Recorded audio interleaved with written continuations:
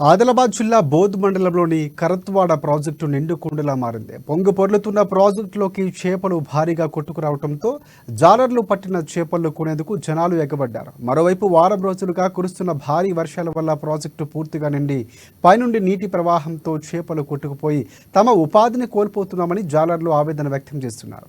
ప్రభుత్వం తమకు న్యాయం చేయాలని జాలర్లు కోరుతున్నారు.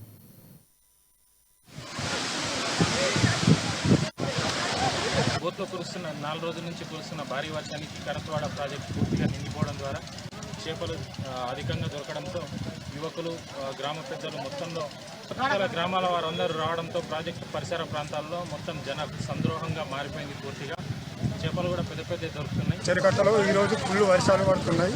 మాకు ఫుల్ అలుగు వచ్చేసింది.